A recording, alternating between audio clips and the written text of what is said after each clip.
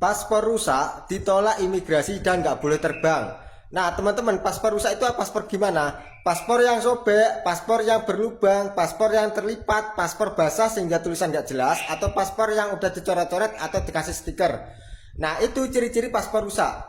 Peraturan undang-undang paspor rusak itu ditolak imigrasi sekarang, jadi kalian nggak bisa menggunakannya lagi.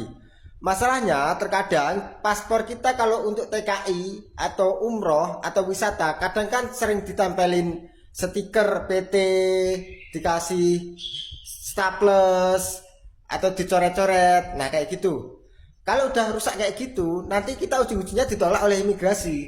Imigrasi dasarnya mereka adalah undang-undang. Jadi kita kalah. Nah terus gimana?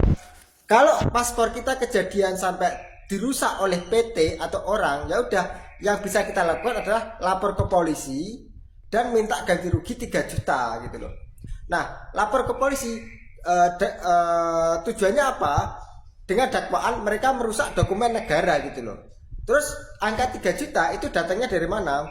Jadi kalau kita paspor rusak terus mengurus paspor baru, itu kita kena denda 500.000 di luar biaya lain-lain. Jadi merusak paspor itu dendanya 500.000 dulu. Yang kedua, biaya paspor itu 700.000 untuk di kota besar. Lanjut, yang ketiga, biaya 1 juta itu untuk biaya percepatan proses paspor 1 hari. Jadi kan kalau paspor kita kan dirusak orang lain, dan kita mau butuh paspor itu secepatnya. Berarti kita harus membuat paspor yang 1 hari jadi percepatan. Itu biaya 1 juta. Belum kita rugi material, rugi waktu, rugi transportasi dan lain-lain itu 800.000. Jadi kalau di total 500, 700, 1 juta 800 itu 3 juta. Jadi saran saya kayak gitu. Kalau paspor kita dirusak oleh orang lain, bentuk disetaples, dicoret, disobek, dikasih stiker, kena basah, yang harus kita lakukan adalah lapor ke polisi dengan dakwaan orang atau PT tersebut merusak dokumen negara punya kita, dan kita harus membuat baru. Kalau kita membuat baru, kita habisnya 3 juta. Jadi kayak gitu.